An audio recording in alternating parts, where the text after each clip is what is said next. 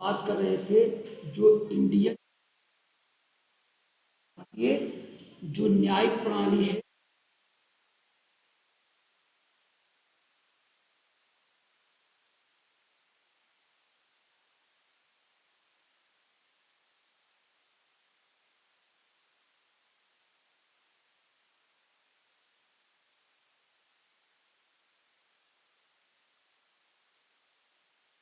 और इसमें इस टॉपिक पे हम लोगों ने काफी डिस्कस कर लिया था। दो चीजें हमने बात कर लिया था। एक जो चीफ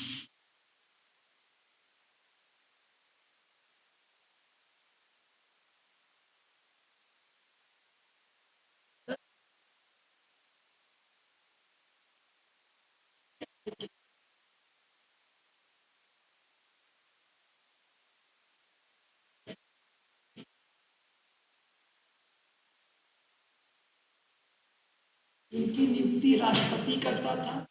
और राष्ट्रपति जो है चीफ जस्टिस ऑफ इंडिया की कंसल्ट करने के बाद करता था। अर्थात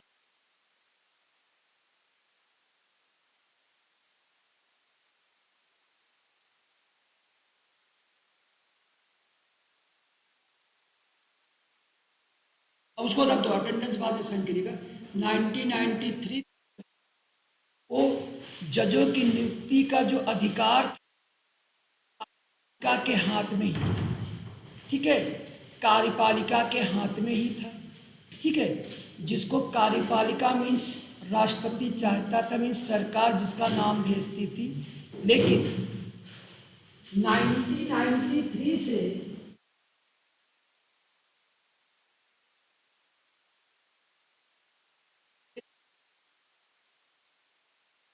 और एक कॉलेजियम प्रणाली आ गई। एक कॉलेजियम प्रणाली के द्वारा सुप्रीम कोर्ट में जजों की नियुक्ति की जाती थी। कॉलेजियम प्रणाली मैंने बताया था कैसे आई थी। और कॉलेजियम प्रणाली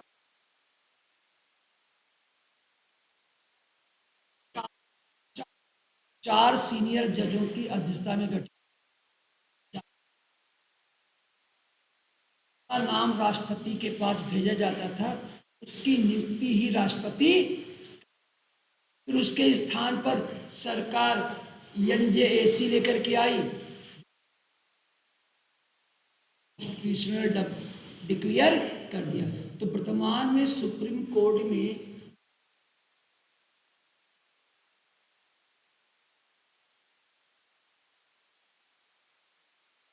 ऑफ इंडिया की अध्यक्षता में 4 अन्य सीनियर जजों की अध्यक्षता में वो कॉलेजियम सिस्टम का गठन किया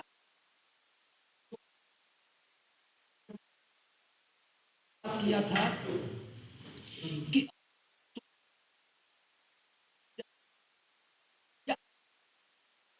इनको पदों से कैसे हटाया जा सकता है, उसका प्रोसीजर क्या है।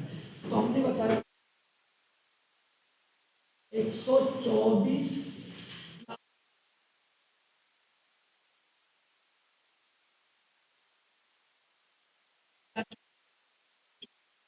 ठीक है, किस आधार पर हटाया जा सकता है बताया गया। फ्रॉड, मिसबिहेवियर, सिद्ध कदाचार या इनकैपेसिटी। इनकैपेसिटी का मतलब कार्य करने में अगर वो असक्षम है और रिजाइन नहीं देता है तो उस जा सकता है। ठीक है, कौन हटा सकता है? संसद।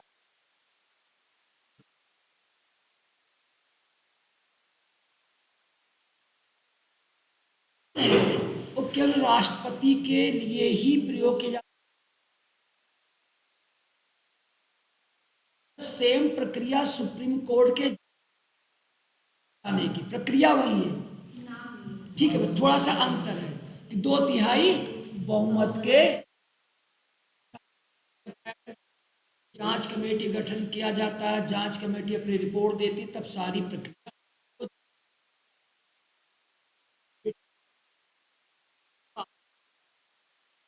और removal the post of the जज इन द सुप्रीम कोर्ट। बाकी योग्यता वगैरह के बारे में भी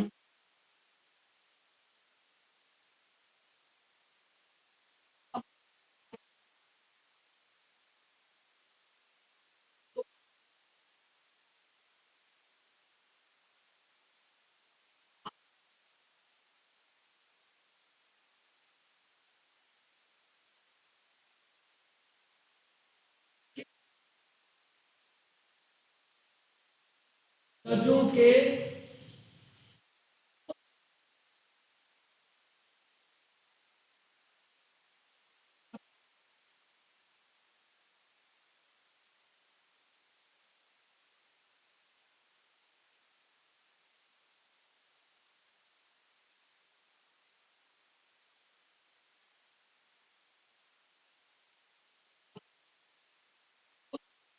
की बात की गई है। तो ओथ कौन दिलाता है?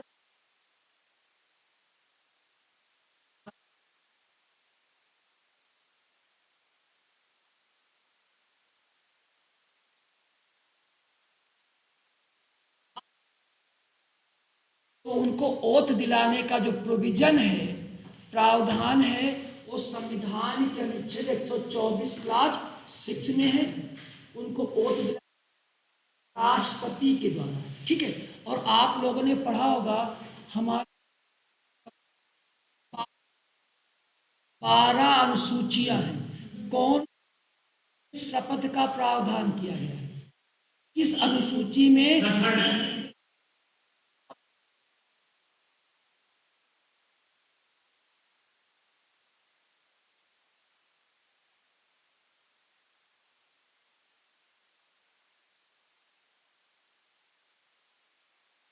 कि संविधान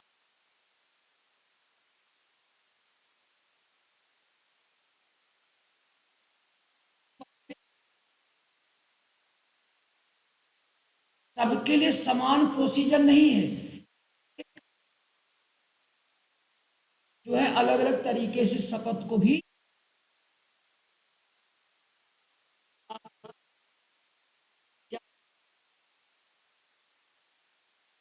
जो है ओथ की बात की गई। और एक बड़ा इंपॉर्टेंट पॉइंट,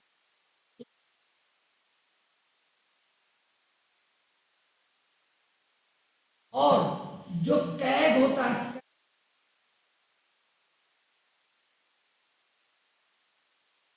इन दोनों के शपथ का जो प्रोसीजर एक जैसा है। बड़ा इंपॉर्टेंट पॉइंट यूपीएससी में कंपेटिटिव बनाता है कि ठीक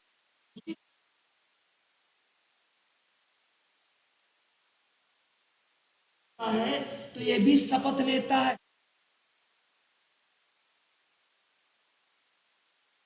ये इसी तरीके से कैग भी शपथ लेता है, ठीक है। ये भी क्वेश्चन बन सकता है कि सुप्रीम कोर्ट के जज और कैग के का प्रावधान एक जैसा ही है। क्लियर? जैसे अगर कोई राष्ट्रपति बनेगा तो उसका प्रोसीजर अलग,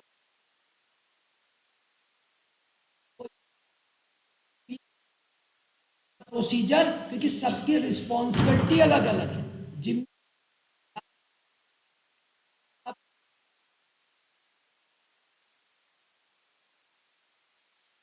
राष्ट्रपति की बात करें, अगर हम राष्ट्रपति की बात करें, और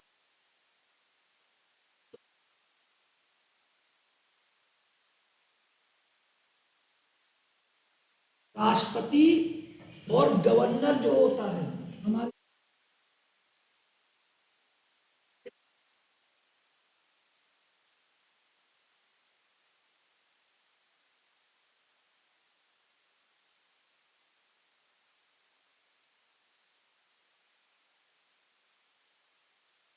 राष्ट्रपति के लिए दिया गया है। और 159 स्टेट के शपथ की बात की गई है। आ रहा समझ में कि नहीं आ रहा? तो यहाँ पर सुप्रीम कोर्ट के का प्रोसीजर होता है वो समान होता है। क्लियर? एक जैसा ही इनके लिए शपथ। आगे बढ़ते हैं।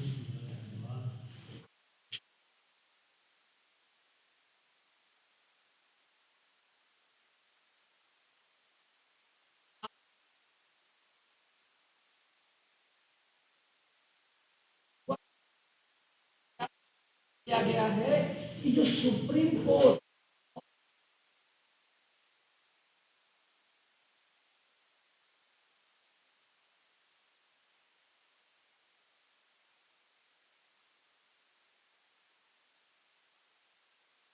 तो इनको सैलरी एंड अलाउंसेस भी तो मिलता है, वेतन और भत्ते मिलते।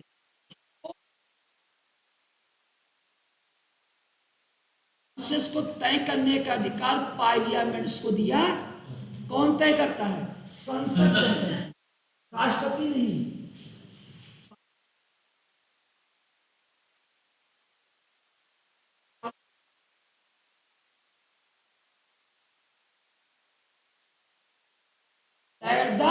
पाए समय समय पर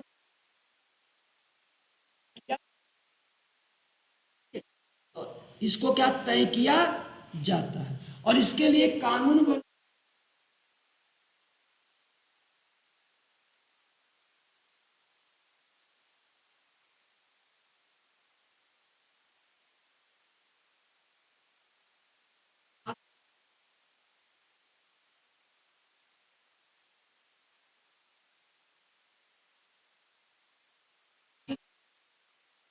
दो 2009 दो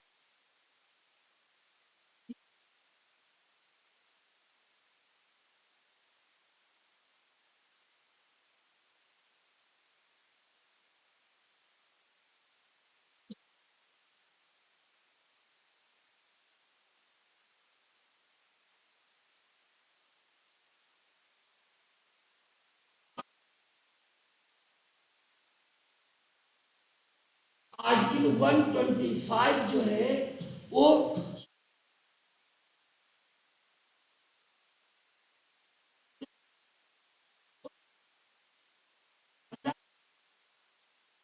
समय समय पर जो वेतन आयोग होता नहीं, 10 साल,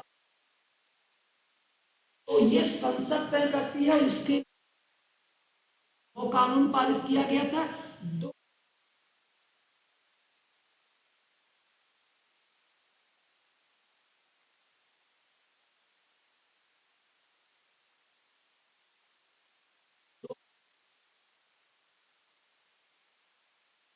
तो अगर अनुच्छेद 380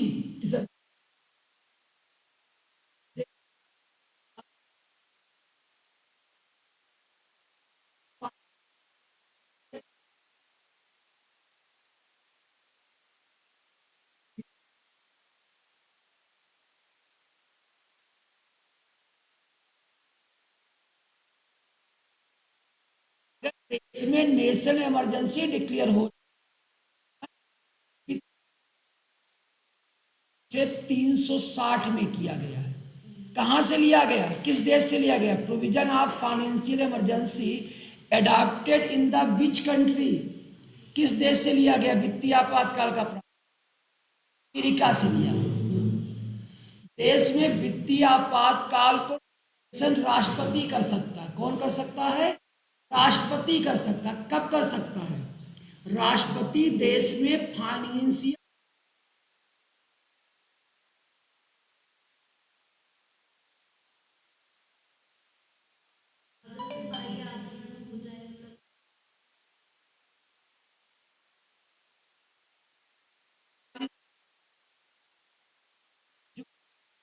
राष्ट्रपति कब डिक्लेयर कर सकता है? जब देश की फाइनेंशियल जो कंडीशन, वर्ड लिखा गया है वित्तीय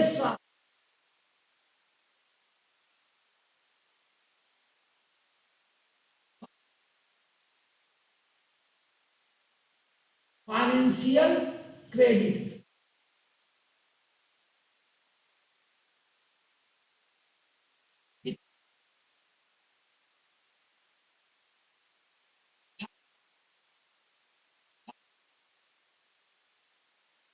साख, साख को हम बोलते हैं क्रेडिट। क्रेडिट मीन्स होता है ट्रस्ट। जैसे फॉर एग्जांपल अभी तुम लोग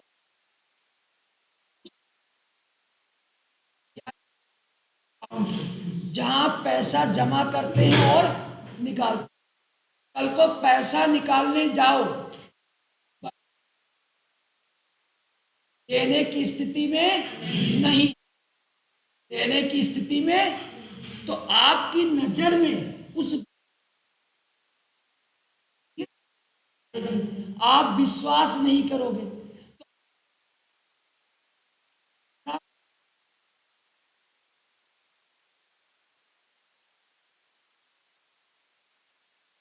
तो लेकिन साख का निर्माण करते हैं, दो वर्ड है, एक होता है क्रेडिट।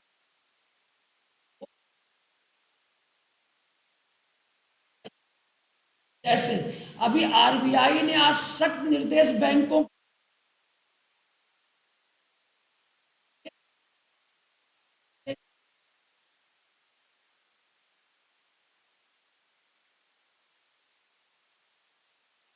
तो बैंक आरबीआई ने सीधा बैंकों को निर्देश दिया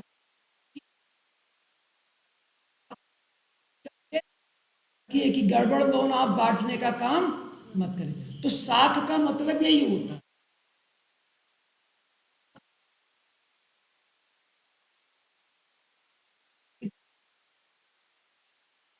और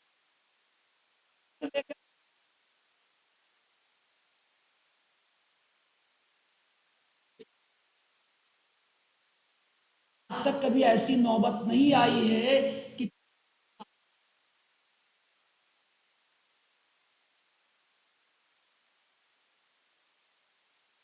एक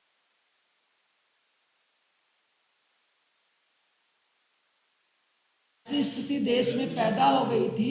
उसमें केंद्र में मजबूत सरकार, गठबंधन सरकार थी, और चंद्रशेखर साहब देश के प्रधानमंत्री। एक सप्ताह के लिए विदेशी मुद्रा भंडार बचा, और कोई अन्य संगठन हमें ऋण देने के लिए भी तैयार, तो हमने अपना टर्म आप इंग्लैंड ले गए, वहां पे गिरवी रख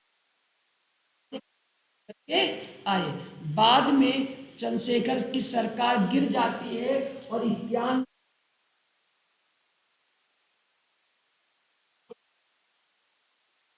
पार्टी के पहले पीएम भी थे, और इसी दौरान उनकी पेरम्बटूर में बम विस्फोट के द्वारा हत्या हो जाती है। कांग्रेस को ही बहुमत मिलता है एक तरीके से। पीवी नरसिंह राव देश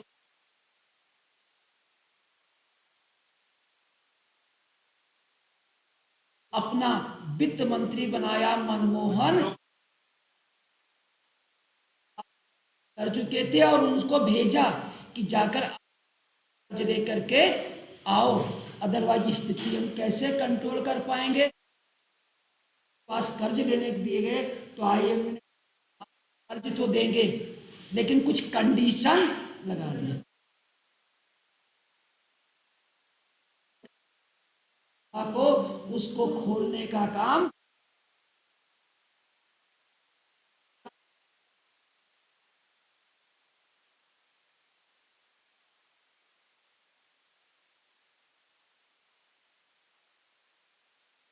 और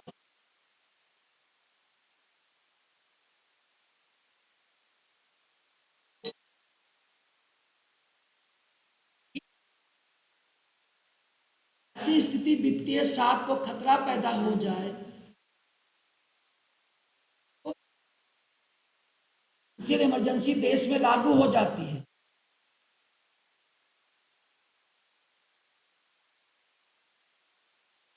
के वेतन भत्तों में भी कटौती कर सकती है, राज्य के भी फाइनेंशियल सेक्टर पे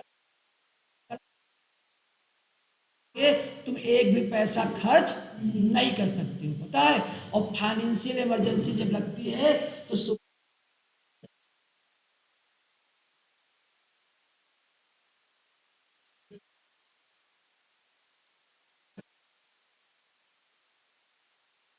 आटा कहाँ गया था? नहीं नहीं, उसमें वेतन, जो आपका मूल वेतन था वो आ रहा था, जो एक्सेस आपकी, जैसे अभी देखो सेंट्रल गवर्नमेंट के जो है महंगाई भत्ता बढ़ाया,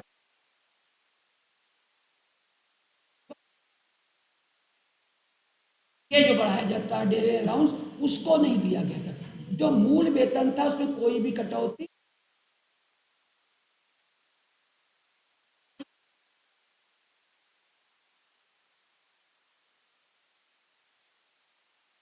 तो समझो बीच में भटकाया ना करो।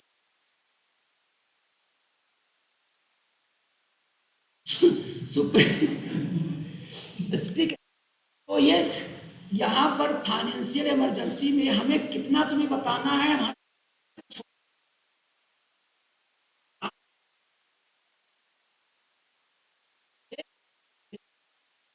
में भी कटौती की जा सकती है अगर देश में। देखिए सारे पॉइंट बड़े इंपॉर्टेंट।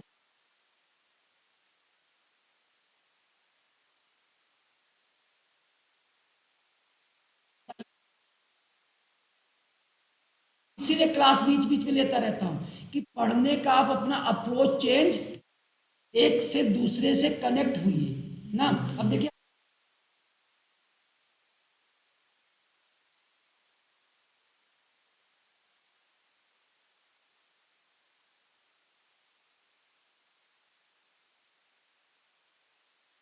पावर सरकार के पास है कि वो सुप्रीम कोर्ट और high court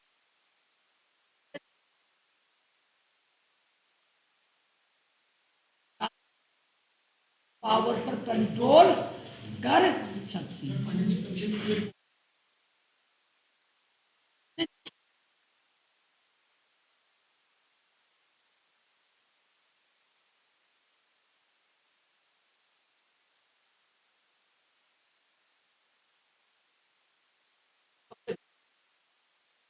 emergency to the basis of in financial credit के आधार पर, तो सेंट्रल गवर्नमेंट अपने जितने भी एम्प्लॉय हैं उनके सैलरी एंड प्रोसेस को कम कर सकता है। यानी जो संविधानिक पद है, पोस्ट ऑफ द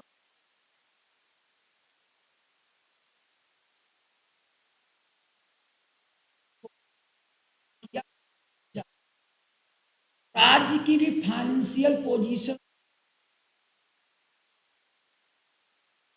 ऐसा आप खर्च नहीं कर सकते। और फाइनेंशियल इमरजेंसी का जो प्रोविजन है वो हमने अमेरिका के कॉन्स्टिट्यूशन से लिया। वित्तीय संदर्भ में सात मुहावरा है कि समय का चूका इंसान और डाल का चूका बंदर, समय का चूका इंसान और डाल का चूका।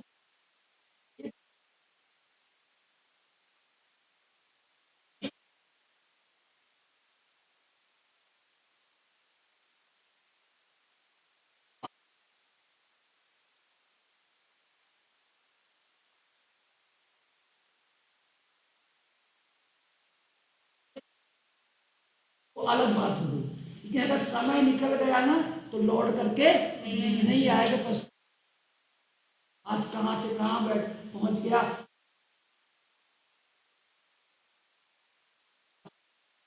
तो समय कभी लौट तो वापस नहीं। अब बहुत से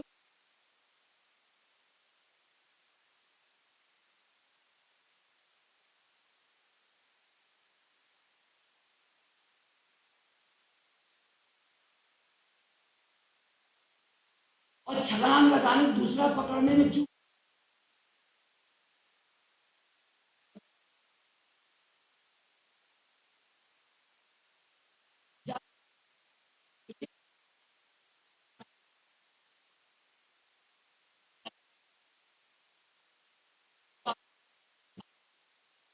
जो सुप्रीम कोर्ट और हाई कोर्ट के जज बात कर रहे थे,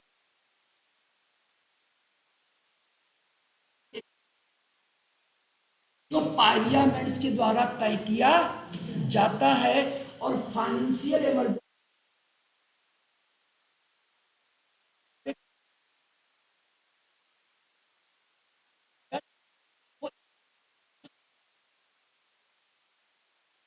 दायरे में आता है कि नहीं आता है। जजेज हैं उनको जो सैलरी मिलता है पूरे साल, क्या उस पर इनकम टैक्स इम्पोज होता है?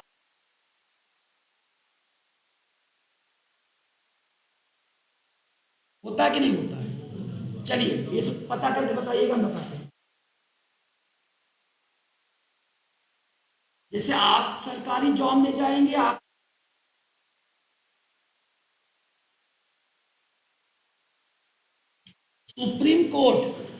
सुप्रीम कोर्ट का अगर कोई जज होगा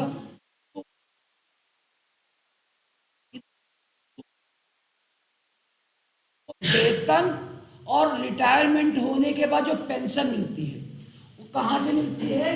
भारत की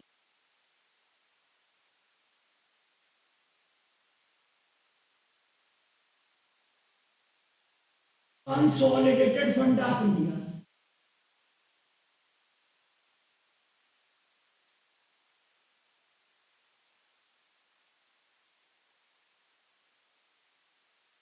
और जो हाई कोर्ट, सुप्रीम कोर्ट का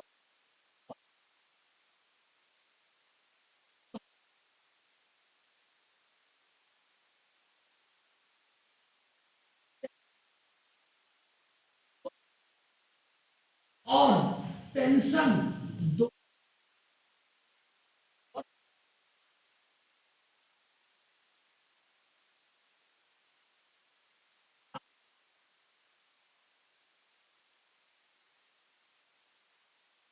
कंसोलिडेटेड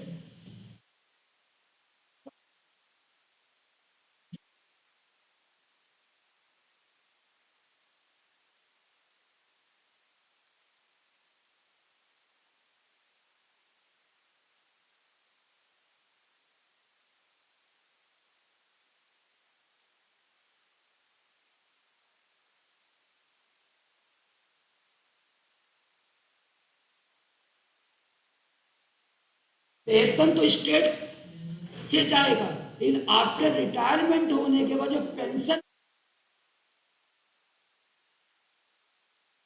आप इंडिया से उसको दिया जाता है। क्लियर? उसको दिया जाता है। क्लियर? चलिए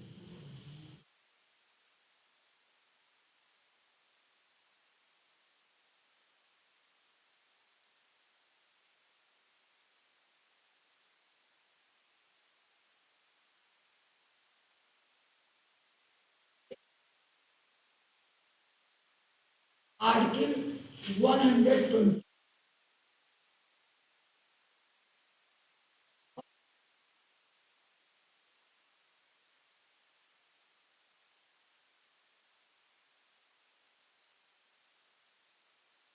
अधिकार कह सकती है उन्नतियां प्राप्त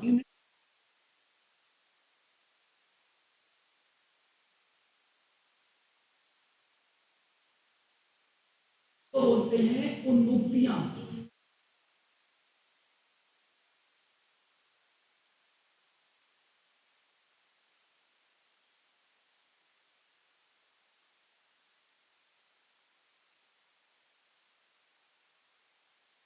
इसका मतलब है कि ये अपने पद पे रह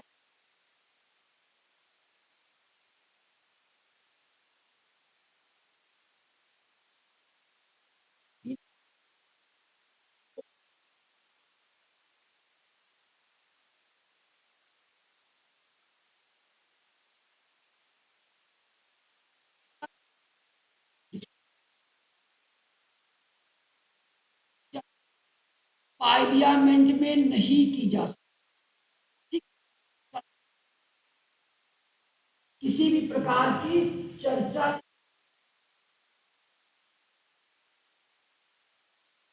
जब उनको पद से हटाने के लिए प्रस्ताव लाया जाएगा तो जजेज of the supreme court and 121 constitution given the सम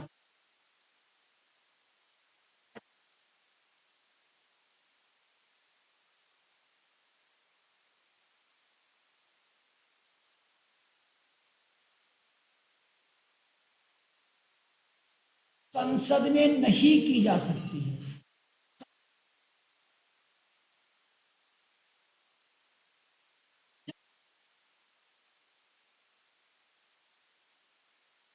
चाहे लोकसभा में लाया जाए चाहे सभा में लाया जाए तभी उनके कार्य पे चर्चा की जाएगी। अदरवाइज जो पद से संबंधित जो भी वो डिसीजन देंगे, ठीक है, उस डिसीजन पर तो संसद सोचेगा इस पे हम कोई बहस कर लें तो ऐसी कोई भी बहस नहीं की जा सकती। ये हमारे संविधान में प्रावधान किया।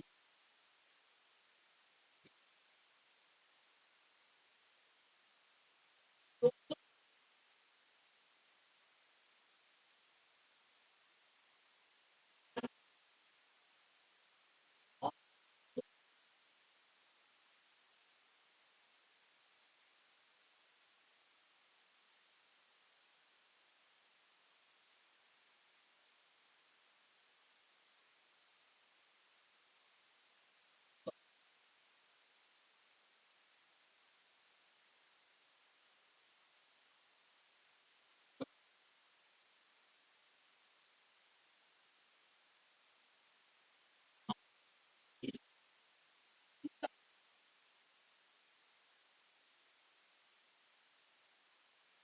क्यों? क्योंकि इनको कुछ इम्यूनिटीज दिया गया। ऐसा इसलिए किया गया है कि जो है अपने कार्य को सही तरीके से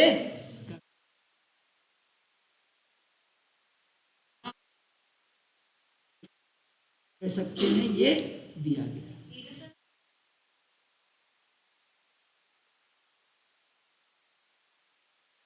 बिल्कुल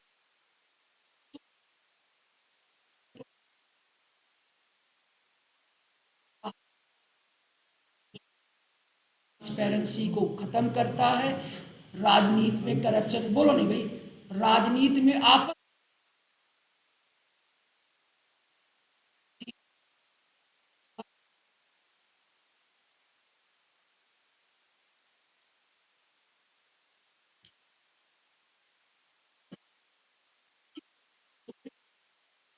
कॉन्स्टिट्यूशनल है, ये सारी चीजें हैं, ठीक है।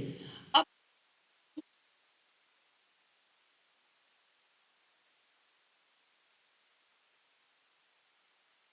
इस तरीके से ओपनली सीधा उनके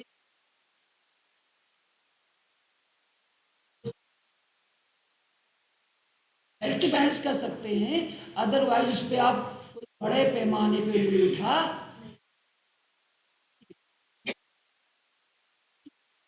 अगर उसको आप अनसेटिस्फाई हो तो उसको साथ आप उसको चैलेंज कर सकते हैं, लेकिन उसकी सुनवाई अब 5 से बड़ी जज करेगी। कोई जितनी जज अगर कोई डिसीजन देता, जितनी बड़ी बेंच,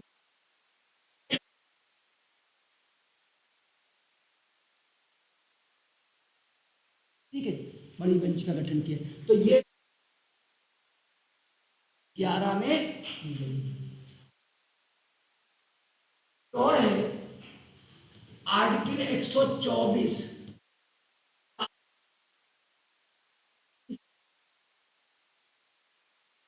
रिटायरमेंट होने के बाद सुप्रीम कोर्ट का जज अगर कोई रिटायरमेंट,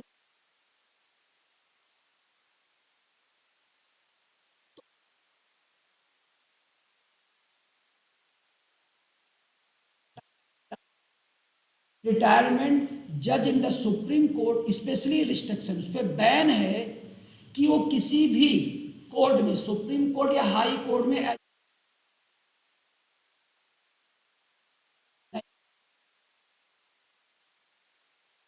क्लास 7 बैन। लेकिन जिस जिस हाई कोर्ट में जज था उसको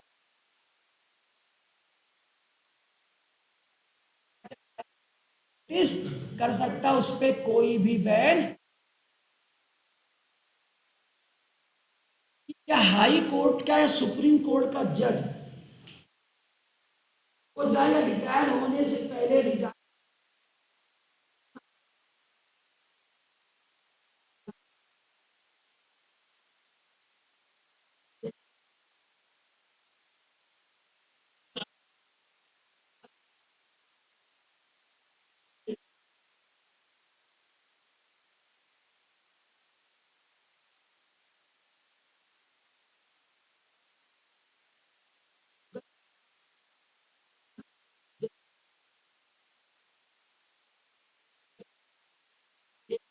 के बाद सीधा उन्हें राज्यसभा का मेंबर बना दिया। तो ऐसा हमारा संविधान नहीं कहता। और रिटायर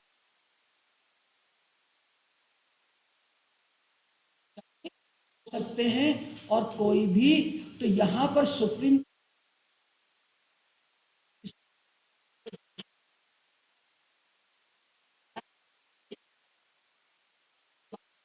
किसी भी कोर्ट में, एनी कोर्ट, सुप्रीम कोर्ट और हाई कोर्ट में किसी भी प्रकार की कहीं भी हाँ, वो रिटायरमेंट होने के बाद कुछ आयोग, ट्रिब्यूनल का नाम सुना है?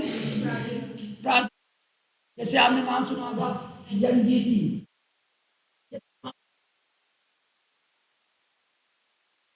जैसे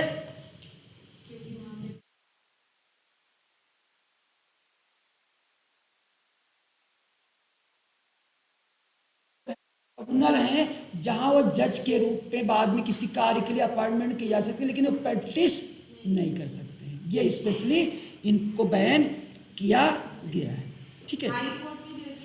हाँ, हाई रिटायरमेंट होने के बाद जिन हाई कोर्ट में उन्होंने एज ए जज के रूप में,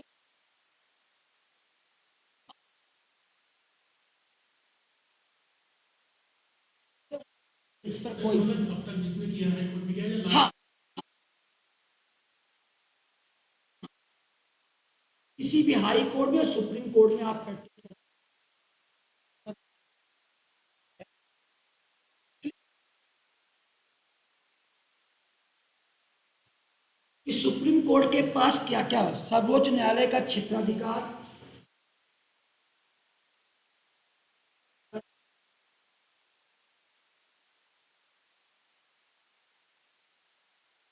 का,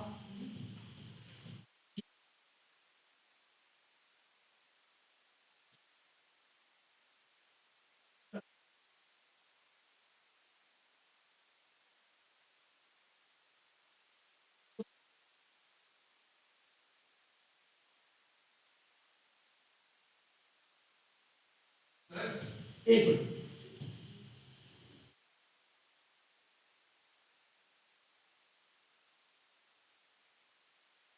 सुप्रीम कोर्ट,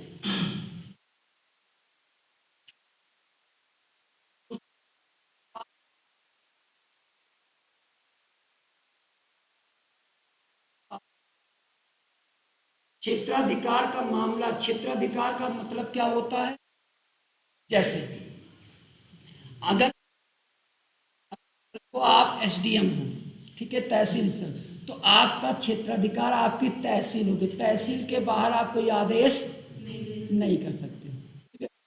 उसी प्रकार जो हमारी सुप्रीम कोर्ट है, जो भारत की सबसे बड़ी court, apex court in India, that is supreme court, तो इसके पास क्या क्या क्षेत्राधिकार है और उसके अकॉर्डिंग इसके पावर है, उसके बारे में हम लोग बात करेंगे। हाँ बताओ, क्या पूछ रहे हो? हाँ बताइए।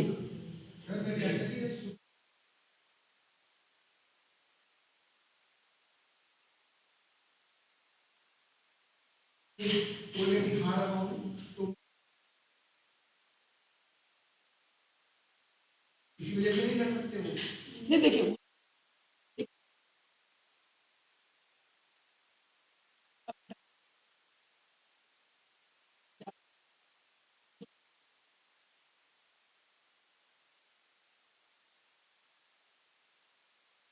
नहीं पड़ेगा ना, एक्सेप्ट करने, ठीक है। तो जहां तक मैं सोचता हूं, इसलिए भी इस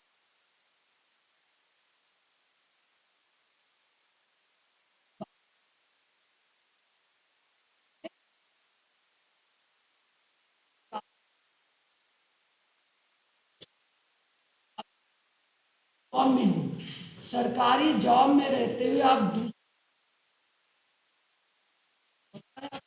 है, आप अपने नाम से कोई भी बिजनेस, क्योंकि अगर आप वो काम करोगे,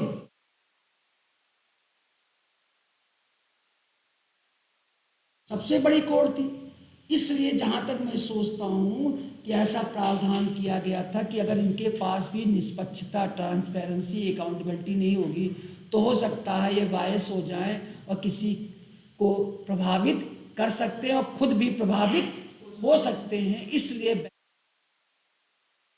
वो प्रैक्टिस नहीं कर पाएंगे, ठीक है ना। चलिए, तो यहां पर हम बात करेंगे सुप्रीम कोर्ट, जो सर्व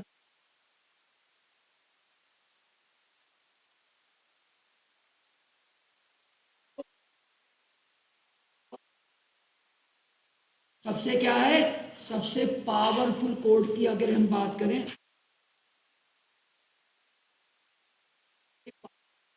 जो है बहुत ज़्यादा पावर है। तो जिस प्रकार अमेरिका का सुप्रीम कोर्ट है, तो अमेरिका के सुप्रीम कोर्ट के पास क्या क्या पावर है, अगर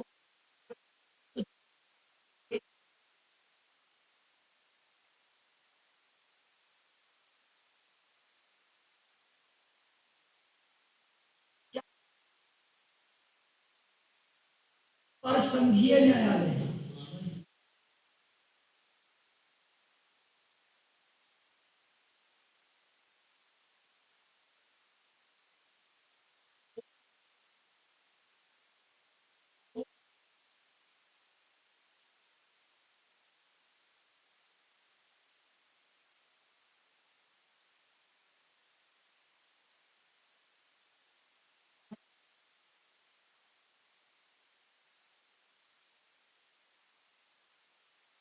तीसरा, इंटरप्रिटेशन ऑफ द कॉन्स्टिट्यूशन, संविधान की व्याख्या, इंटरप्रिटेशन टू द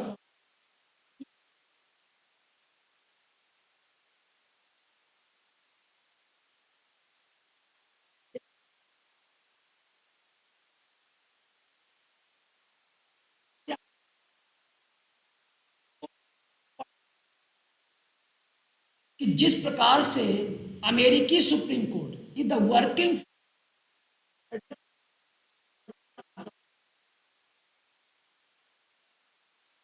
कॉन्स्टिट्यूशन, उसी तरीके से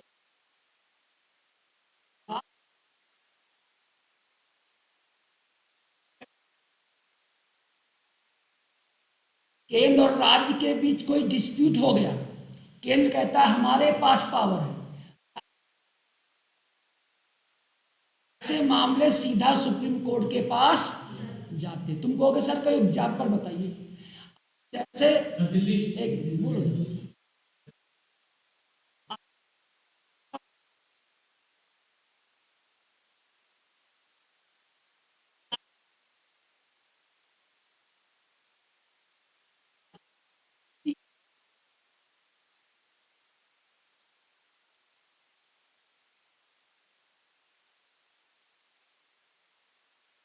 केरल हुआ, तमिलनाडु हुआ, पश्चिमी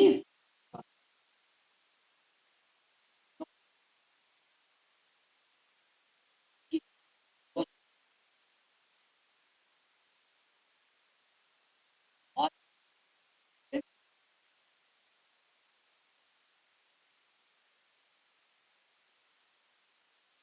केरल में केरल सरकार ने अनुच्छेद 131 का प्रयोग करते हुए इस इम्प्लीमेंटेशन को सुप्रीम कोर्ट में चुनौती,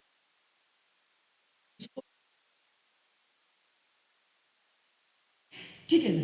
तो ये होता कि अभी मैं उसी पे आ रहा हूँ। तो फेडरल कोर्ट का मतलब परिसंघीय, केंद्र राज्य के बीच कोई डिस्प्यूट होता है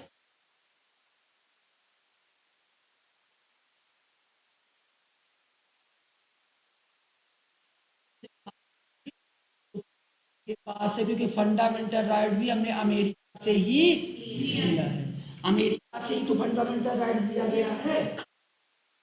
वहां फंडामेंटल राइट को बोलते हैं बिल,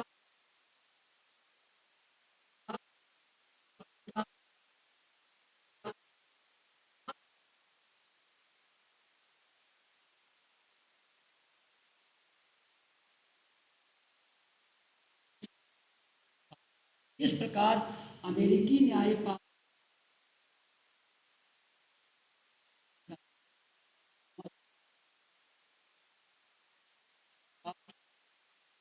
ठीक है,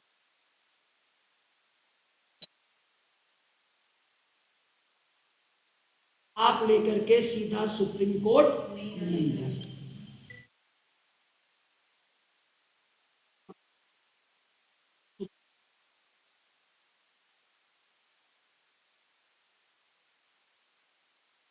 डिस्कस करेंगे, लंबा टॉपिक है थोड़ा सा। देखिए हम इसलिए क्लास बीच बीच में लेते हैं ना कि आप पढ़ना सीखो और सीखो, ठीक है, नोट्स बनाना सीखो कि कैसे क्वेश्चन एग्जामिनेशन में आपके आते हैं। इसलिए हम वन लाइनर नहीं पढ़ाते हैं, हम कॉन्सेप्ट ही समझाते हैं, ठीक है। अब इसी पर मेंस में भी क्वेश्चन बन के बारे में, जैसे कैसे बनेगा, अब सोचो कैसे क्वेश्चन बन सकता है। चलो मैं सोच के बताता हूँ, क्योंकि मैंने पढ़ा इसलिए मैं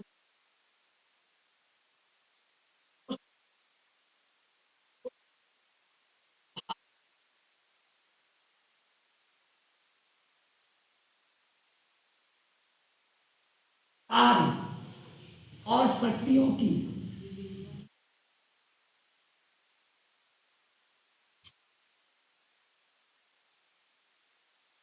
और ये अमेरिकी संघीय व्यवस्था से इसकी तुलना,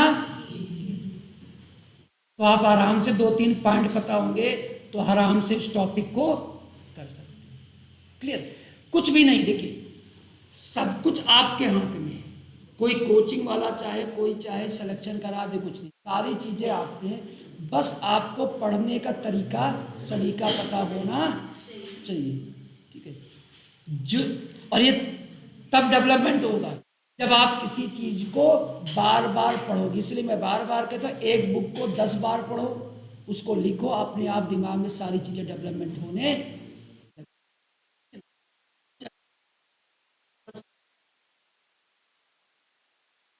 तो सबसे पहले सुप्रीम कोर्ट की बात करेंगे।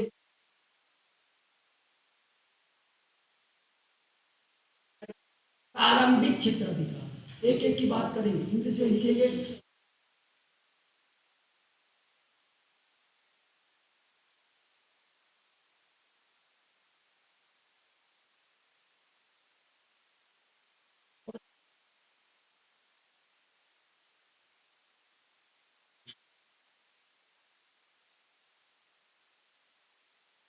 प्रारंभिक क्षेत्राधिकार है, इसके बारे में किस अनुच्छेद में है, किस आर्टिकल में है? 1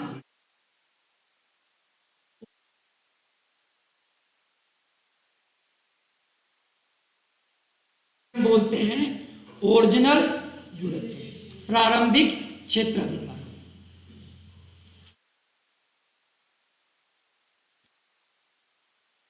इसमें 2 प्रकार के क्षेत्राधिकार होते हैं। 2 प्रकार के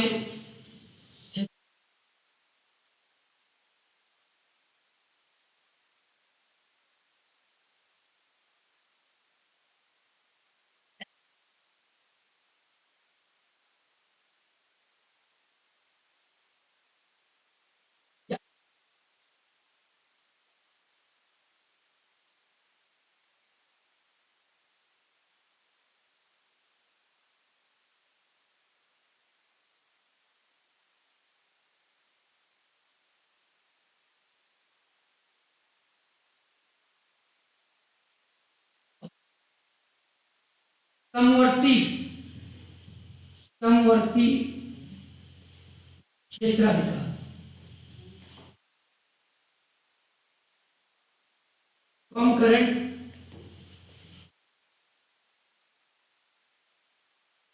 कंकरेंट जूरिस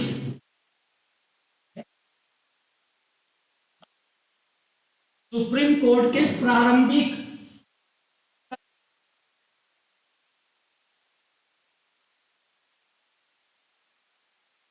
क्षेत्राधिकार में 2 प्रकार के क्षेत्राधिकार हैं, ए और बी।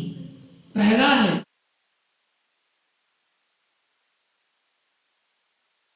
जुडिक्शन और दूसरा है समवर्ती क्षेत्राधिकार।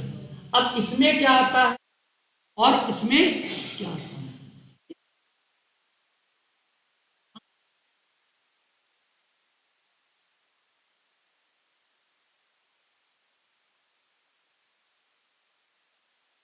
जाते कोई बता सकता है किस प्रकार के मामले एब्सोल्यूट जुडिक्शन में? हाँ, पहला है अगर तथा एक या अधिक राज्य, 1 or more,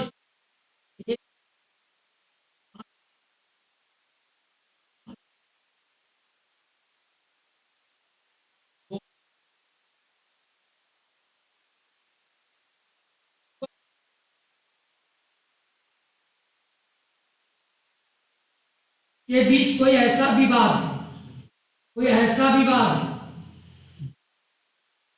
संविधान की व्याख्या का प्रश्न है।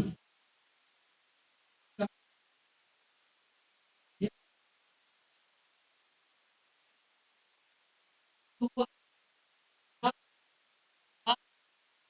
जाएगा, जैसे अभी सीए को लेकर केरल ने कहा हमको लागू नहीं करेंगे, तो केरल सरकार सुप्रीम कोर्ट गई है अनुच्छेद 131 का प्रयोग करके।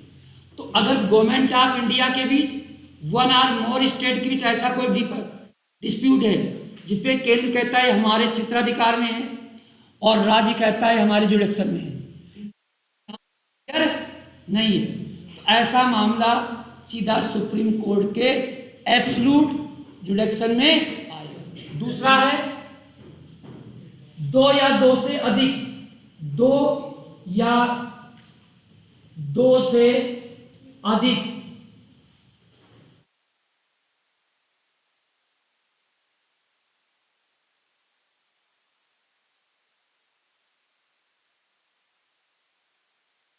संविधान का, कॉन्स्टिट्यूशन की व्याख्या,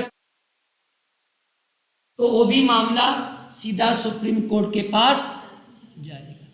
ये बड़ा इंपॉर्टेंट क्वेश्चन यहां से पीसीएस में सरल क्वेश्चन आता है, लेकिन यूपीएससी में बड़ा टेक्निकल क्वेश्चन आता है। दो या दो से अधिक राज्यों के बीच अगर कोई विवाद है ना, और उसमें भी विधि का प्रश्न निहित है, निहित है, विधि समझते हो, कानून का,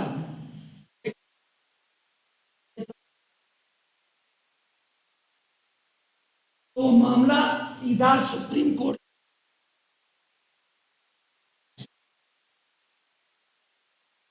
किस प्रकार के मामले सीधा सुप्रीम कोर्ट के प्रारंभिक क्षेत्राधिकार में आते हैं? और ये दो या दो, लेकिन नोट ध्यान रखिए,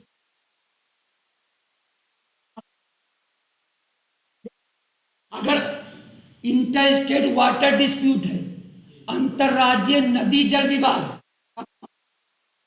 अधिकार में नहीं आता, ध्यान रखिएगा। Inter state water dispute,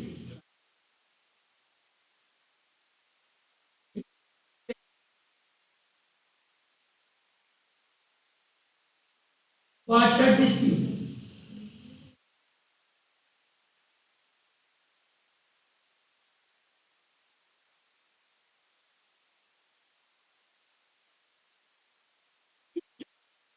inter state अगर वाटर डिस्प्यूट है, एक नदी एक राज्य से गुजरकर दूसरे राज्य में जाती है, अब दो राज्यों के बीच पानी को लेकर, तो सीधा वहां पे नहीं जाए। इसी प्रकार संविधान लागू होने से पहले ब्रिटिश शासन था, और उस समय तमाम प्रकार की संधियां और समझौते हुए थे, जो विभिन्न प्रकार के संधि और समझौते हुए थे, कल को अगर उसका कोई डिस्प्यूट हो जाए,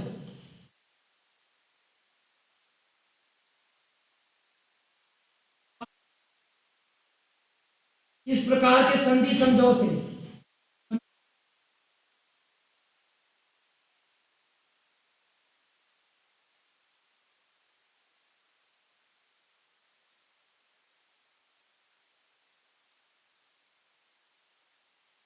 तो भी पहले प्रारंभिक क्षेत्राधिकार में नहीं आएगा। क्लियर? प्रारंभिक क्षेत्राधिकार में नहीं आएगा, ठीक है ना, वो सीधा प्रारंभिक क्षेत्राधिकार में नहीं आएगा। सर 370 हाँ, 370 का जो सुप्रीम कोर्ट में चल रहा है,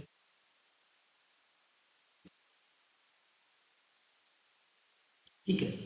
तो सुप्रीम कोर्ट के प्रारंभिक क्षेत्राधिकार, तो इंटर स्टेट वाटर डिस्प्यूट ना, इसके बारे में किस अनुच्छेद में प्रावधान है?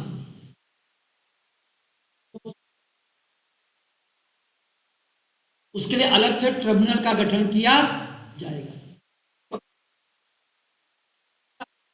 कोई भी ट्रीटी या agreement before implement supreme court के प्रारंभिक क्षेत्राधिकार में नहीं है। अब जो 370 का मामला था, देखिए 370 का मामला जो था स्पेशल प्रावधान था, और उसको हमारी संसद ने अनुच्छेद 370 और 35 इसको को संविधान संशोधन के द्वारा 31 अगस्त 2019 को उसको असंवैधानिक करके उसको रिजेक्ट कर दिया। अर्थात कि दोनों अनुच्छेद ही नहीं गए, उसके राज्य का भी समाप्त करके 2 यूटी में बांट दिया गया।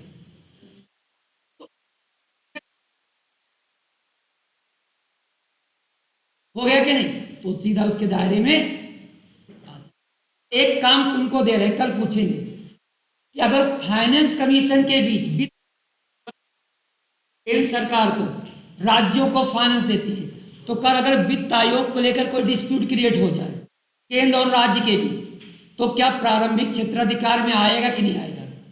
Dispute origin to the union and state for the finance commission, वित्त आयोग संबंधित कल कोई डिस्प्यूट हो जाता है, राज्यों को कई प्रकार के अनुदान दिए जाते हैं, कुछ अनुदान तो कॉन्स्टिट्यूशनल होते हैं,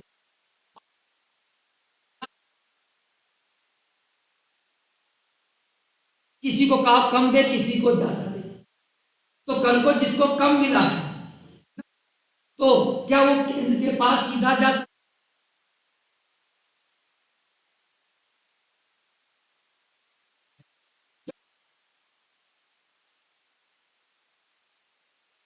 वित्त आयोग से संबंधित कोई डिस्प्यूट है तो क्या सुप्रीम कोर्ट के कल हमें आप पढ़ करके बताएंगे, ठीक है ना, बताएंगे और कहां से पढ़ा है बताएंगे, ठीक है।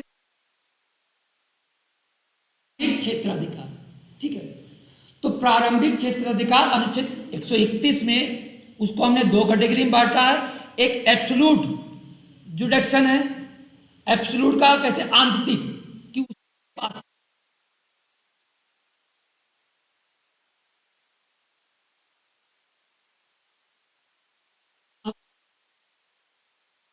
समवर्ती नामी है कि भैया अगर फंडा आर्टिकल 32 के अंतर्गत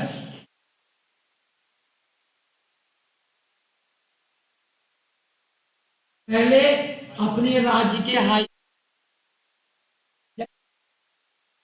की समवर्ती सूची है कि नहीं है, केंद्र भी कानून बना सकता है और राज्य भी कानून बना सकता है। तो जो कंकरेंट जुडिक्शन है क्षेत्राधिकार होना चाहिए।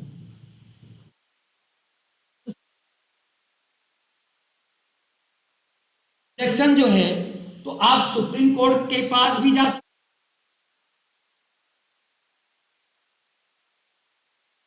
जरूरी नहीं कि हाई कोर्ट के पास जाओ, ठीक है। तो ये इसका प्रारंभिक क्षेत्राधिकार नहीं, समवर्ती क्षेत्राधिकार बोलते हैं। तो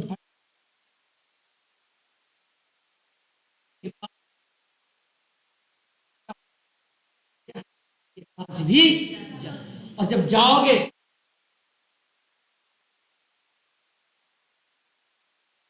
4 की 5 फंडामेंटल राइट के वायलेशन पर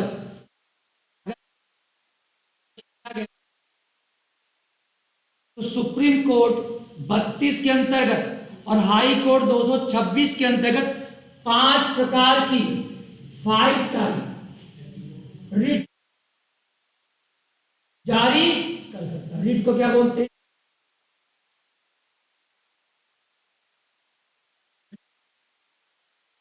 ये कौन कौन सी रिट जारी कर सकता है?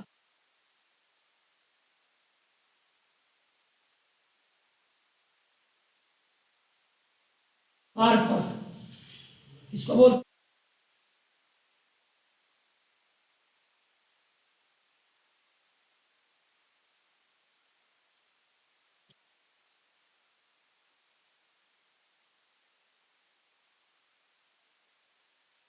इसको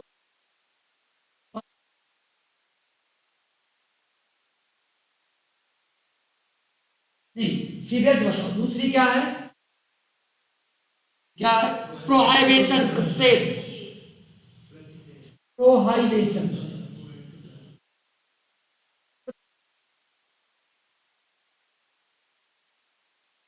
चौथी क्या है? सर्टेरियो, RARI, इसको क्या बोलते हैं?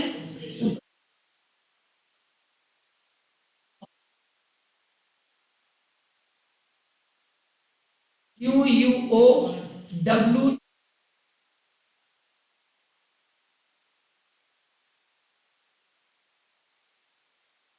अधिकार।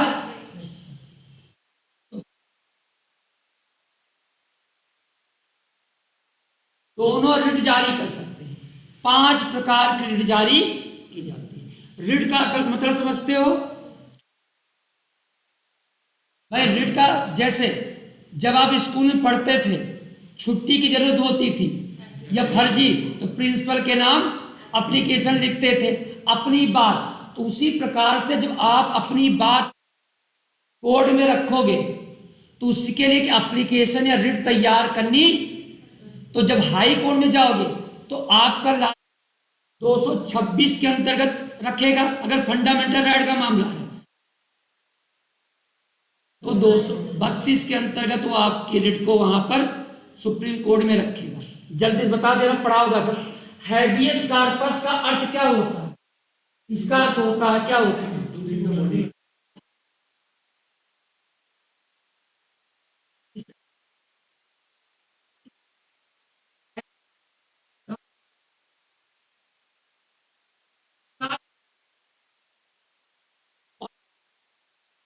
सरकारी पर्सन के खिलाफ और प्राइवेट पर्सन दोनों के खिलाफ जारी किया जा सकता है।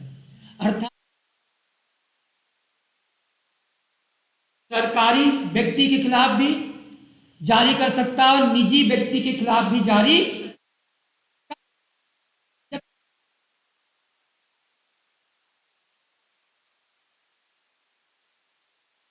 गलत तरीके से उसको बंदी बना के रखा तो उसकी ओर से कोई भी कोर्ट जा सकता है। कोर्ट कहेगा इस व्यक्ति को जरूरी होगा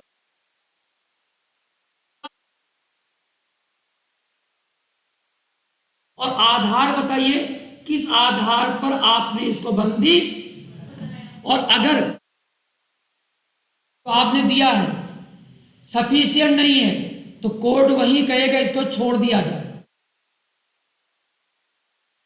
उसके खिलाफ कानूनी कार्रवाई की जाए कि उसने अपने पावर का गलत प्रयोग करके इसकी स्वतंत्रता को ब्रीच। ठीक है, परमादिश्रेट ये बहुत इंपॉर्टेंट।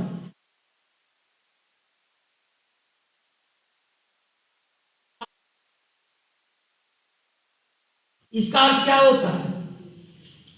परमादेश का अर्थ क्या होता है? बी कमांड, हम आदेश देते हैं।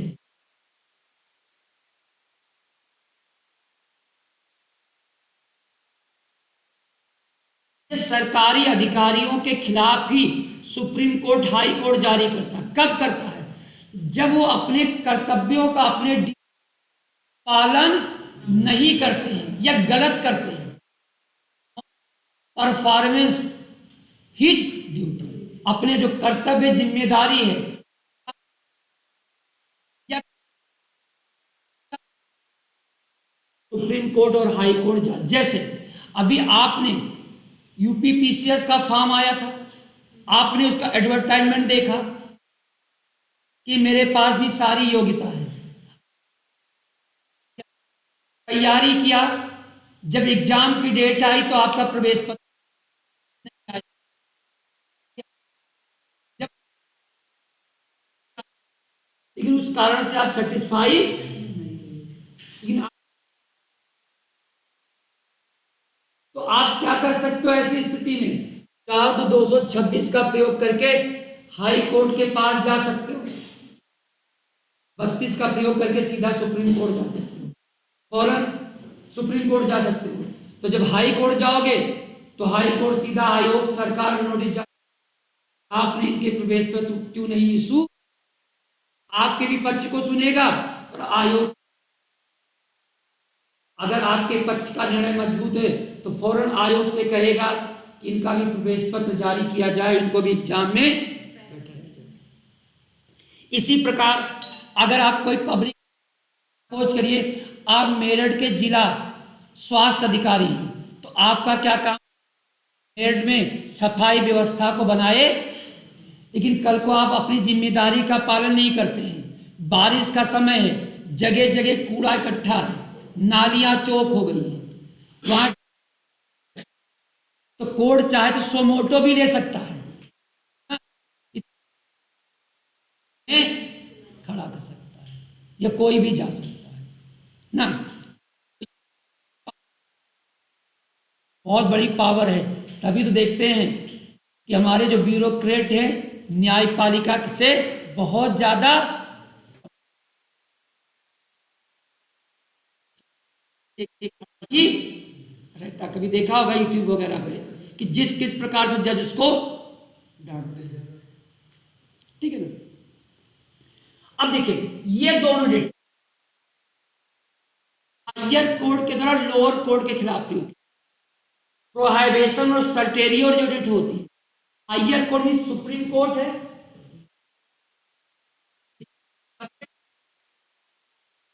कोई अपने क्षेत्र से बाहर काम नहीं कर सकता है। हायर कोर्ट के द्वारा लोअर कोर्ट के खिलाफ जारी की जा सकती है। तो प्रोसेस को होता है रोकना। हाँ, इसका मतलब क्या होता है समझिएगा। पहले में प्रोहिबिशन में क्या होता है? सपोज करिए तुम्हारा कोई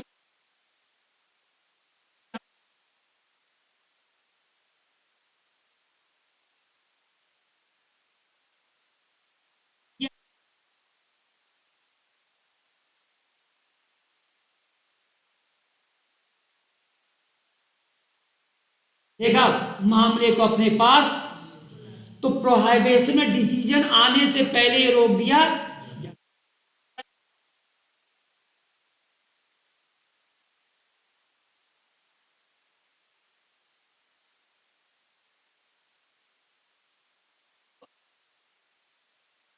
तो हाई कोर्ट क्या करेगा, इसके द्वारा दिए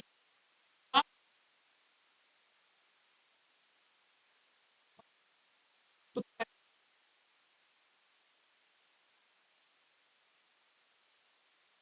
बाद तब वो अपने पास मंगाकर उसके निर्णय को खारिज कर सकता है। तो ये कोई वारंट तो अधिकार प्रेक्षारित कब्जा नहीं बोली, कोई वारंट तो रिट, इसका क्या अर्थ,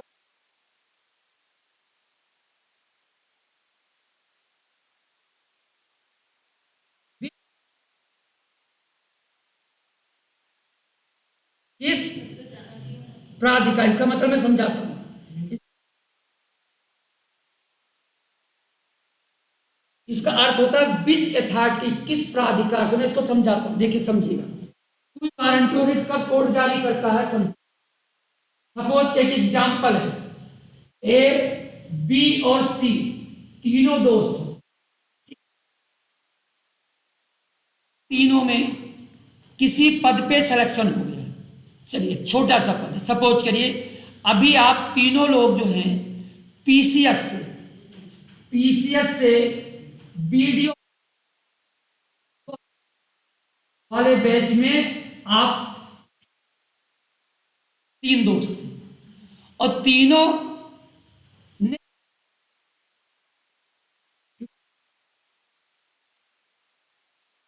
एक दिन पहले हमने ज्वाइन किया है और तुमसे एक दिन बाद ज्वाइन किया है, तो हमारे एक दिन से तुमसे सीनियरिटी हो जाएगी। तीनों ने एक साथ ज्वाइन किया, अब तीनों लोगों को 15 साल जॉब,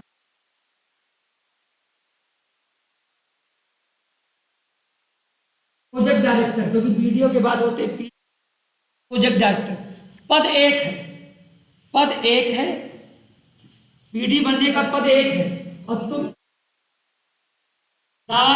15-15 साल की तीनों की बराबर जॉब हो, लेकिन वहां पर पद एक है और तुम तीन लोग दावा, तो क्या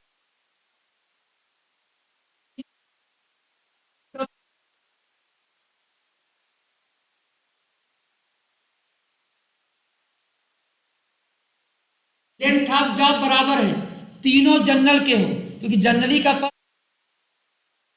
कैसे तय होगा किसका प्रमोशन,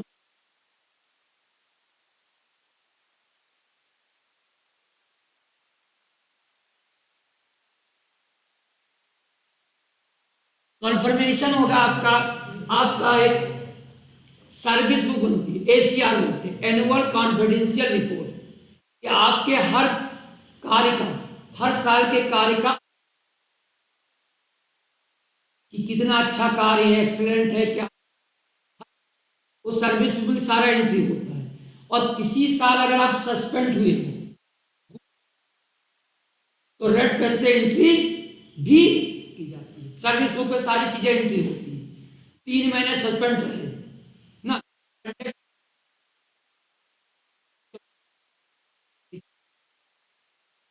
और जब प्रमोशन के चांस आएंगे तो उस सर्विस बुक में देखा जाएगा कि इन तीनों में सबसे बेस्ट कौन है। अब मैं एक एग्जांपल समझाता हूं, सपोज करिए ये वाला ए व्यक्ति था, ये 2 बार सस्पेंड हो चुका है,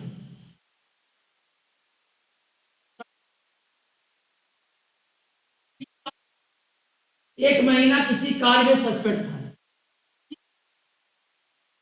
है पूरी ईमानदारी से 15 साल सेवा किया, कोई भी इस पे दाग नहीं,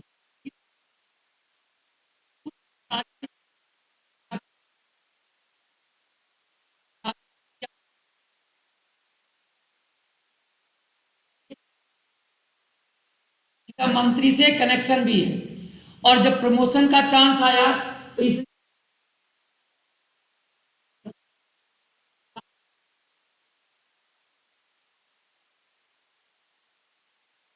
साल का सस्पेंड था, उसको दबवा करके फाइल और सीधा अप्रोच लगा के मिनिस्टर से सीधा प्रमोशन होकर के पीडी बन गया।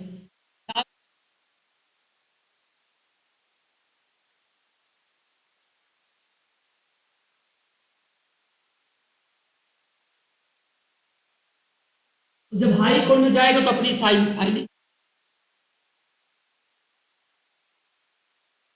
किस आधार पे तुमने ए को प्रमोशन दिया, को पूरी पत्रावली लेकर के आए, पूरी पत्रावली लेकर के आप आए कि कैसे तुमने ए का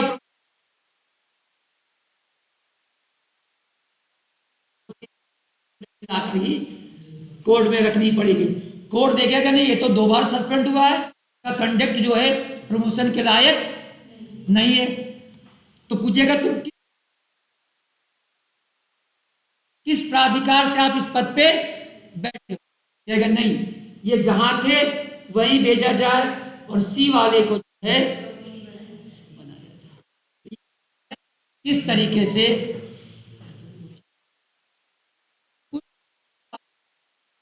अवैध तरीके से कोई सरकारी पद को हथियार, जब अखिलेश जी सीएम थे, उत्तर प्रदेश के सीएम थे ना, तो जो लोक सेवा आयोग थी, जब लोक सेवा आयोग में चेयरमैन का पद रिटायरमेंट हो जाता है तो चेयरमैन बनने के लिए एक पैनल बन, ठीक है, उसमें तमाम से अधिकारी होते हैं, क्योंकि आयोग का 10 साल तक उसे किसी प्रशासनिक पद का अनुभव होना चाहिए बस ना, तो उसमें तमाम लोगों का नाम होता है कि इनके खिलाफ कोई केस वगैरह तो नहीं है, और फिर जिसका नाम सीएम भेज देता है गवर्नर उसी तो यादव को अखिलेश यादव ने चेयरमैन बना दिया था, और जब लिस्ट थी तो उसमें तमाम अधिकारियों के नाम, लेकिन और लोगों को इग्नोर करके इनको बना दिया गया, अनिल यादव को। और जब चेयरमैन बन गए तो उन्होंने थोड़ा सा कुछ गड़बड़ काम किया, पीसीएस का एग्जाम कास्ट के लोग ही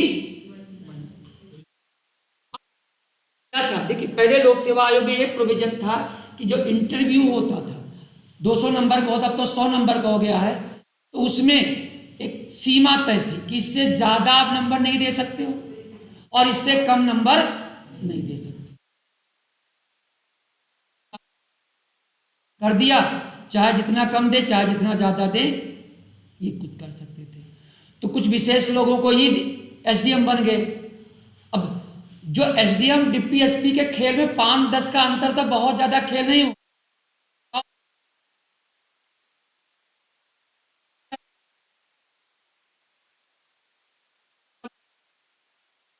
बहुत ज्यादा डिफरेंशिएट नहीं होता वहां पे। तो लड़के तो बड़े तेज तर्रार थे, इनकी पूरी जन्म कुंडली खोज लाए कि जब आगरा के एडीएम सिटी थे तो इनके खिलाफ एक क्रिमिनल केस रजिस्टर था जो अभी भी चल रहा था, उसकी फाइल दब गई थी, उसकी फाइल। अब क्या हुआ कि बच्चे सब हाई कोर्ट चले गए और हाई कोर्ट ने इनसे मांग लिया रिपोर्ट कि अगर ऐसा कोई पद है जो कॉन्स्टिट्यूशनल, जो योग्य लोगों की भर्ती करता है, ऐसे अच्छे लोग चुन करके, अब मामला वहां पर फंस गया। तो उस समय मुलायम सिंह यादव तो उनका बेटा, तो मुलायम सिंह ने फौरन उसको मैनेज किया और उनको चुप्पे से इस्तीफा।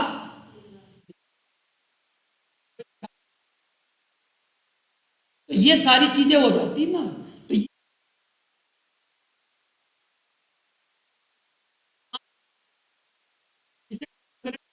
कंकरेंट का अर्थ है कि फंडामेंटल राइट का अगर आपको वायलेशन हुआ है, कि सरकार ने रिस्ट्रिक्शन लगाया है या छीना है, तो आप चाहें तो सुप्रीम कोर्ट जा सकते हैं और चाहें तो आप हाई कोर्ट भी जा सकते। जरूरी नहीं कि पहले आप सुप्रीम कोर्ट आओ, तो सीधा सुप्रीम कोर्ट भी फंडामेंटल राइट के जा सकते हैं।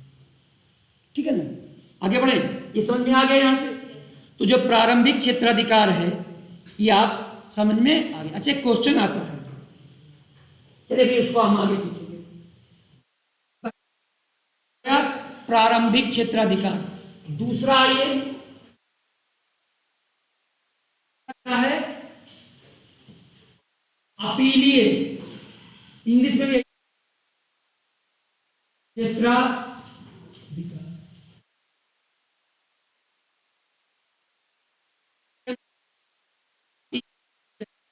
क्या बोलते हैं? अपीलीय।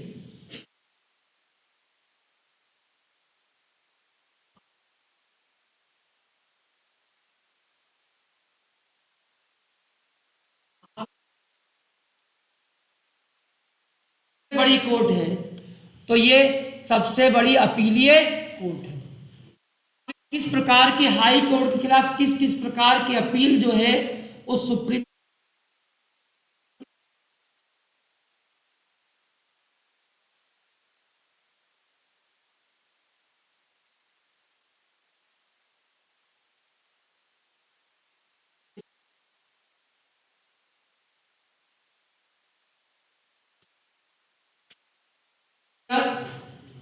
संवैधानिक मामलों में appeal,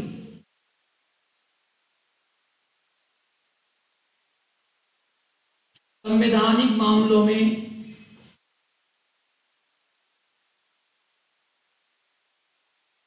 appeal in the constitutional matter,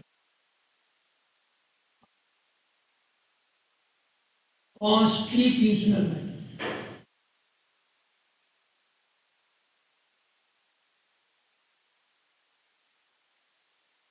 संवैधानिक मामलों में अपील, 132 में एक एक करके समझाता हूं। किस अनुच्छेद में है? 132 में।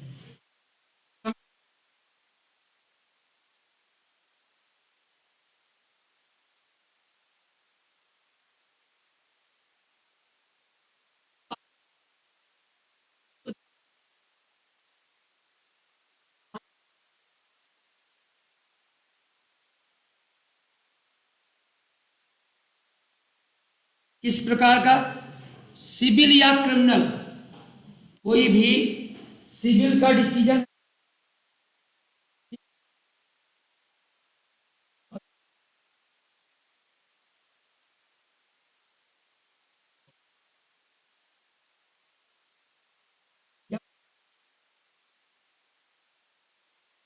तो अगर हाई कोर्ट ने कोई ऐसा सिविल मामले पर निर्णय दिया है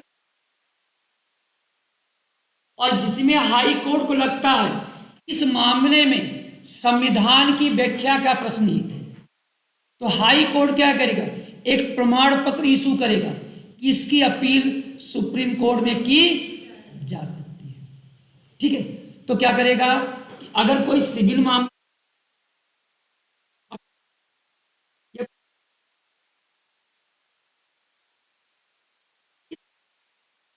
कॉन्स्टिट्यूशन के, संविधान के एक्सप्लेन की जरूरत है, तो हाई कोर्ट क्या करेगा?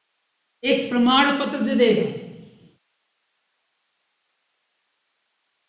क्लाज ए के अंतर्गत क्या करेगा? हाई,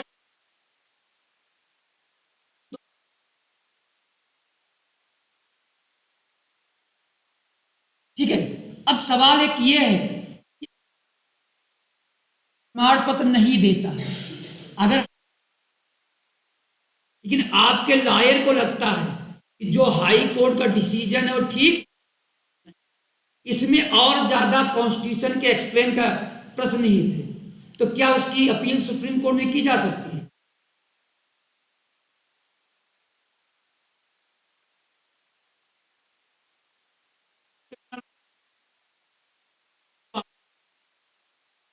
उस पर डिसीजन दिया है और डिसीजन देने के साथ एक प्रमाण पत्र भी जारी कर दिया है। इसकी अपील सुप्रीम कोर्ट में करनी जरूरी है। क्यों? क्योंकि संविधान की एक्सप्लेन का प्रश्न सुप्रीम कोर्ट, तो ये मामला वहां पे चला जाएगा। लेकिन मेरा कि अगर हाई कोर्ट प्रमाण पत्र ना दे और आपके वकील को लगता है कि नहीं, इसमें तो संविधान के एक्सप्लेन का प्रश्न निहित है, तो क्या जा सकता कि नहीं जा सकता?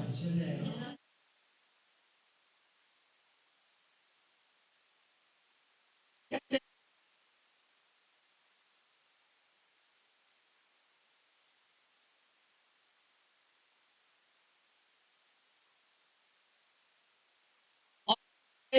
हाई कोर्ट ने प्रमाण पत्र नहीं जारी किया,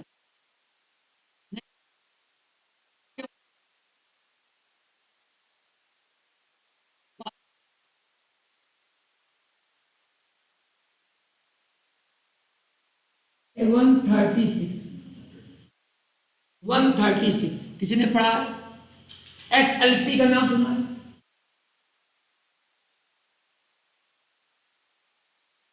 स्पेशल लीव पिटीशन। ये सुप्रीम कोर्ट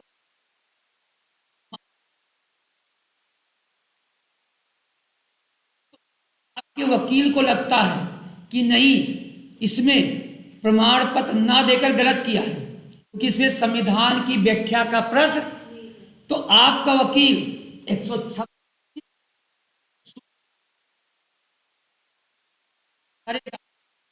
लगाया कि मिलाड इसमें संविधान की व्याख्या का प्रश्न नीत है, तो सुप्रीम कोर्ट को लगता है तो उसकी सुनवाई कर भी सकता है, और नहीं लगता तो सुनने से इनकार भी। तो अगर प्रमाण पत्र नहीं देता है तो भी यहां पर, लेकिन जब सुप्रीम कोर्ट में तो वो सुन भी सकता है भाई, अगर तर्क मजबूत है आपका तो नहीं। तो अगर प्रमाण पत्र नहीं देता है तभी। मेरी बात समझ में आ रही कि नहीं आ रही?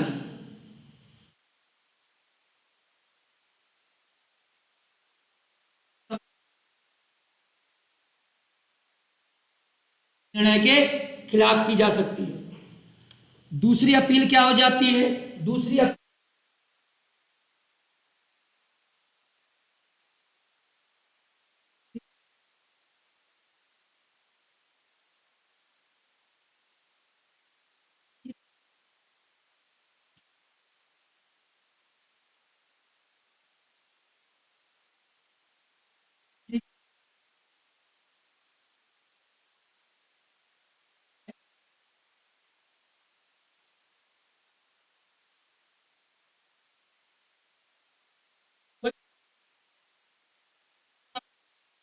उसमें कोई आदेश देता है, कोई निर्णय देता है, कोई डिक्री देता है, कोई आदेश, निर्णय या डिक्री देता है तो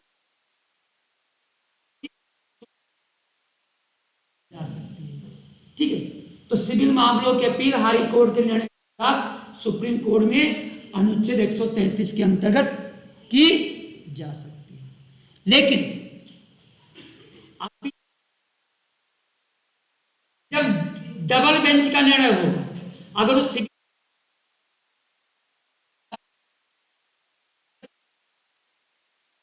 तो उसकी अपील आप सीधा सुप्रीम कोर्ट में। मेरा क्वेश्चन ये है, सपोज करिए अगर तुम्हारा कोई सिविल मामला, उसकी सुनवाई सिंगल बेंच कर रही है, सिंगल बेंच कर रही है, उसने कोई डिसीजन दिया, डिसीजन उस पर सिविल मामले दे दिया है, तब उसकी अपील नहीं कर, उसकी अपील फिर उसी हाई कोर्ट में डबल बेंच में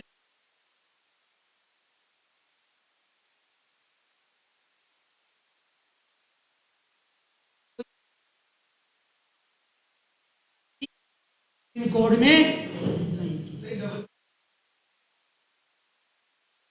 कोई मामला सुप्रीम कोर्ट या हाई कोर्ट में जाता तो एक सिंगल बेंच जिसमें एक ही जज सुनवाई करता है, और वो डबल बेंच में दो जज या दो से ज्यादा जज उसकी सुनवाई, और मामले के नेचर वो तय होता है सुप्रीम कोर्ट,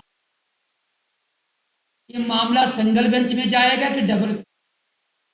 ठीक है, तो वो वहां पे तय। तो अगर सपोज करिए तुम्हारा कोई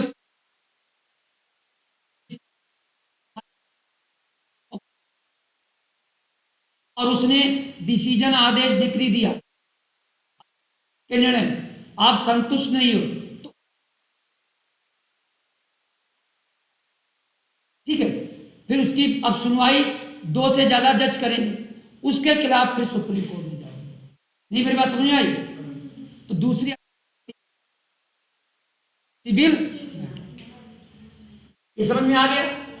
तीसरी अपील देखिए, तीसरी अपील होती है आपराधिक,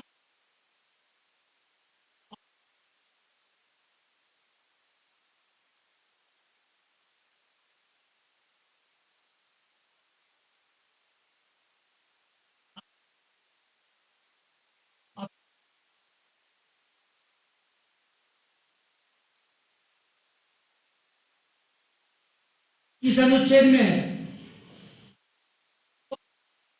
34, 134।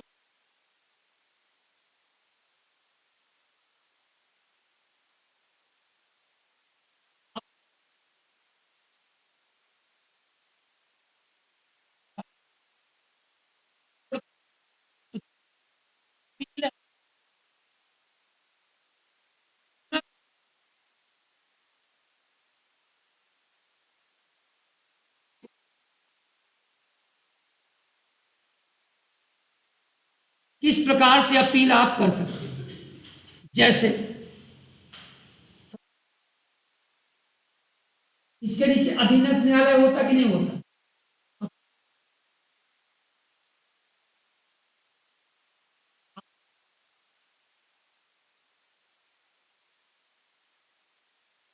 इसके बाद ही तो आप लोग हाई कोर्ट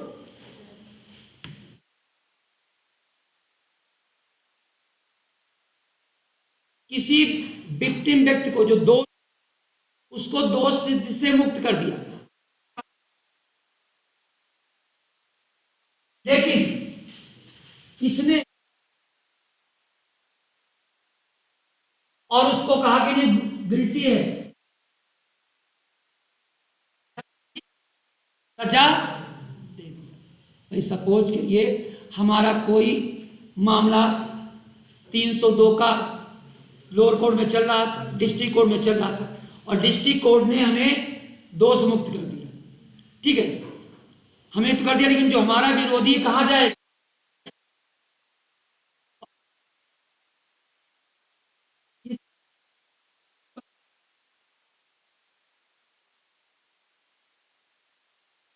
को मिलना चाहिए।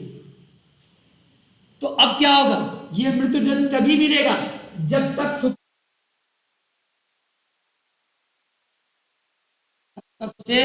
मृत्युदंड नहीं दिया जा सकता है। कौन? हाईकोर्ट के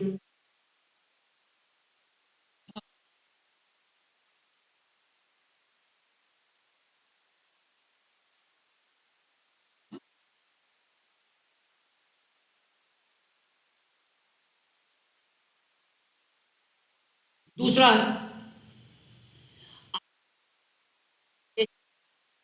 ठीक है, और इससे मामला पास मंगा लिया, दोषी व्यक्ति का मामला अपने पास और मंगाने के बाद क्या हुआ? उसको उससे बरी कर दिया। उससे क्या हुआ? हाई कोर्ट ने बरी कर दिया।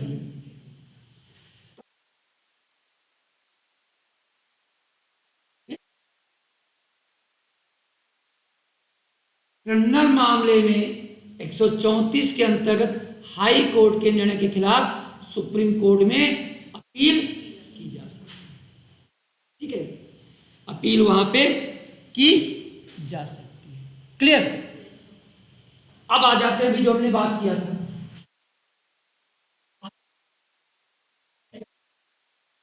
इसको बोलते हैं विशेष इजाजत।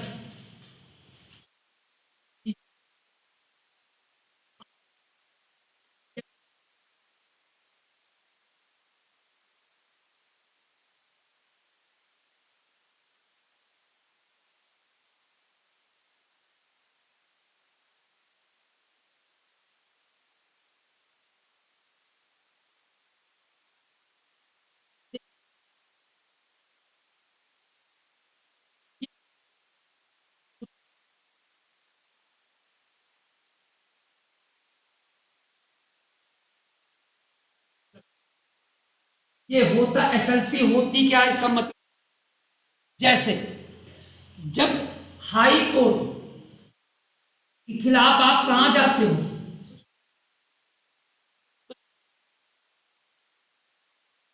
तो वहां पर तुरंत सुनवाई थोड़ी होती है, चाहे सिविल मामला हो, चाहे क्रिमिनल मामला हो, या कोई संविधान की व्याख्या का ही प्रश्न क्यों नहीं, तो जब उसके पास मामला जाता है ना, तो उसकी लिस्टिंग होती है, क्योंकि वहां पहले से तो मामला पेंडिंग है कि कब उसकी सुनवाई लेकिन अगर मामला बहुत सीरियस है, यहां पर मामला बहुत सीरियस है और उसको तुरंत सुप्रीम कोर्ट के सुने जाने की, आपका लॉयर एसएलपी दाखिल करेगा और कहेगा मिलाड इसको सुनना बहुत ही जरूरी है, तो ऐसी स्थिति में सुप्रीम कोर्ट तुरंत सुनवाई के लिए तैयार भी हो सकती है और समय भी वो मामले, जैसे कि एग्जाम्पल के रूप में समझाता हूं। जब अखिलेश यादव जी उत्तर प्रदेश के सीएम थे तो जो शिक्षा मित्र थे, इन्होंने शिक्षा मित्रों को सीधा सहायक अध्यापक बना दिया था, पता है? करीब 1.25 लाख शिक्षा मित्रों को इन्होंने नियम प्रक्रिया के खिलाफ सीधा सहायक अध्यापक, इसके खिलाफ हाई कोर्ट में रिट गई और उत्तर प्रदेश इलाहाबाद हाई कोर्ट के डबल बेंच ने अखिलेश सरकार के इस डिसीजन को रद्द किया, यद्यप वो शिक्षा मित्र 1 साल तक काम कर चुके थे, 10,000 से सीधा 45,000 तक पहुंच गए थे।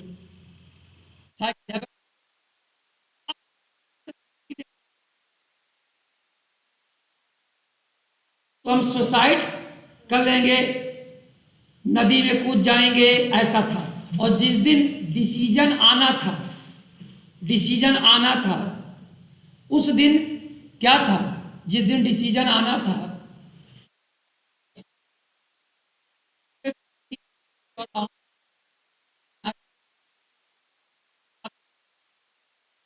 को घेर रखा था कि अगर हमारे खिलाफ निर्णय गया तो हम कुछ भी अपनी जान दे देंगे, लेकिन शाम को निर्णय आ गया। अखिलेश जी बहुत परेशान, उसी दिन रातों रात अखिलेश ने अपने अधिकारियों को दिल्ली भेजा कि मामला बड़ा सेंसिटिव है, लाखों शिक्षा मित्र को समझाना बड़ा मुश्किल का काम होगा, आप फौरन दिल्ली जाइए और वहाँ एसएलपी दाखिल। रात में ही अधिकारी गए, सुबह 10 बजे जाकर के सुप्रीम कोर्ट में फौरन उन्होंने एसएलपी दाखिल कर दिया। मामला बहुत सीरियस है, सुप्रीम कोर्ट ने सीरियसनेस को देखते हुए तुरंत सुनवाई के लिए तैयार। स्टे का मतलब क्या है कि जैसे पहले सिचुएशन रहेगी उसी तरीके से रहेगी, इनका समायोजन रद्द नहीं होगा। आगे फर्दर हम सुनवाई करके तब तय करेंगे कि समायोजन होगा कि नहीं। बाद में सुप्रीम कोर्ट ने और उनके समायोजन को रद्द के लिए कुछ मौका दिया, क्वालिफाई करेंगे, ये भी तब इनको भी लिया। तो 1.25 लाख में जो अच्छे थे उसमें 15-20 हजार तो केवल पास होकर के टीचर बन गए और आज 10,000 वाले में कर रहे हैं। तो एसएलपी को जो रिट है ये सुप्रीम कोर्ट के विवेक पे निर्भर करती है, वो सुन भी सकता है और नहीं सुन सकता।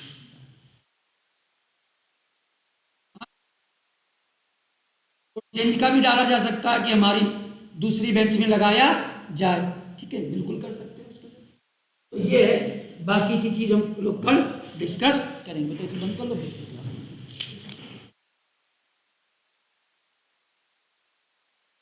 इसको थोड़ा बंद कर लो।